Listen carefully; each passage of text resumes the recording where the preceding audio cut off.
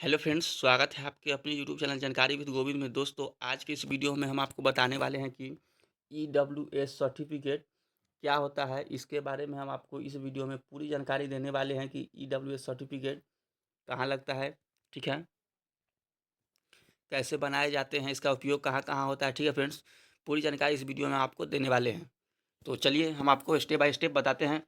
उससे पहले आपसे एक छोटी सी रिक्वेस्ट है कि अगर आप हमारे यूट्यूब चैनल पे अगर नए नए आए हैं तो प्लीज़ इस चैनल को सब्सक्राइब कर लीजिएगा, क्योंकि इस इस तरह के हर वीडियो आपको हमारे यूट्यूब चैनल पे देखने को मिल जाएगा। ठीक है फ्रेंड्स, और मेरा भी कुछ सपोर्ट हो जाएगा। तो चलिए करते हैं हम वीडियो को स्टार्ट। सबसे पहले ईडब्ल्यूएस होता क्या है वो आप जान लीजिए, ठीक है। तो ईडब्ल्यूएस जो होता है, आर्थिक रूप से कमजोर वर्ग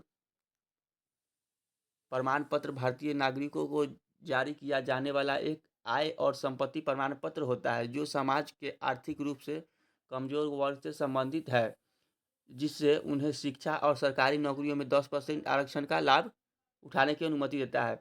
इसको साफ साफ भाषा में हम कहें तो इसका मतलब ये होता है कि इसको कोई भी बनवा सकता है जो जिसका मतलब कि वार्षिक आय बहुत कम है, ठीक है, कम है, वो सरकारी नौकरी में 10% का आरक्षण उठा सकता है। इसका यही उपयोग है, ठीक है। पहलुओं का विवरण दिया गया है, वो भी आप जान लीजिए इसका उद्देश्य क्या है, ठीक है।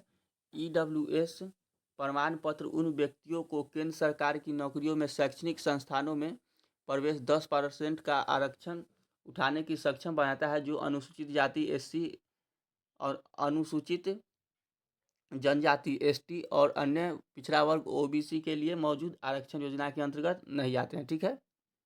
उसके बाद इसका मापदंड क्या है वो जान लीजिए। आय, परिवार की सफल वार्षिक आय 8 लाख से कम होनी चाहिए, ठीक है। भूमि का स्वामित्व, परिवार के पास 5 एकड़ से अधिक भूमि कृषि नहीं होना चाहिए, ठीक है। इसका मतलब ये है कि अगर आपका सालाना इनकम 8 लाख से कम होना चाहिए और आपके पास जो परिवार में है वो 5 एकड़ से ज़्यादा भूमि नहीं होना चाहिए, तभी आपका ये ईडब्ल्यूएस सर्टिफिकेट जो होता है वो आपको नौकरी में आरक्षण के रूप में 10% काम आएगा, ठीक है। उसका संपत्ति, यदि परिवार के पास आवासीय फ्लैट है तो कॉर्पोरेट एरिया 1000 वर्ग फुट से कम होना चाहिए। यदि परिवार के पास आवासीय भूखंड है तो उसका आकार नगर पालिका क्षेत्रों में 100 वर्ग गज यानी 100 गज से कम तथा गैर नगर पालिका क्षेत्र में 200 गज से कम होनी चाहिए, ठीक है। तो इसका आवेदन प्रक्रिया क्या है वो आप जान लीजिए। इसका आवेदन जो प्रक्रिया है वो ऑनलाइन, आप राष्ट्रीय सरकारी सेवा पोर्टल के माध्यम से ऑनलाइन आवेदन इसका कर सकते हैं। ऑफलाइन आवेदन भी आप कर सकते हैं। आपको अपने राज्य के आधार पर निकटतम राजस्व कार्यालय या जिला कार्यालय में जाना पड़ सकता है, ठीक है। इसके लिए आवश्यक दस्तावेज क्या क्या है वो जान लीजिए। इसको बनवाने के लिए आपको आय प्रमाण पत्र की जरूरी होती है, और भूमि स्वामित्व प्रमाण पत्र यदि लागू है तो, आवासीय संपत्ति प्रमाण पत्र यदि लागू है तो। ज़्यादातर आय प्रमाण पत्र से ही आपका ये बन जाता है, ठीक है। आय प्रमाण पत्र एकदम लागू है। उसके बाद जारी करने का प्राधिकरण किसको है, देखिए यह प्रमाण पत्र उस क्षेत्र में उप विभागीय अधिकारी एसडीओ द्वारा जारी किया जाता है जहां अभ्यर्थी और उनका परिवार सामान्यतः रहता है, ठीक है।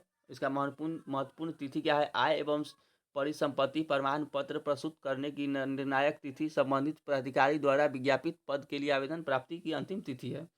इसका जो महत्वपूर्ण नोट की वो बातें हैं, निर्धारित रूप के अलावा ऊपर उल्लिखित प्राधिकारी के अलावा किसी अन्य प्राधिकारी द्वारा जारी किया गया कोई भी प्रमाण पत्र अयोग्य के कारण बनेगा, ठीक है। ये सिर्फ एसडीएम से ही बनेगा, दूसरा कोई इसका नहीं बना सकता है, ठीक है।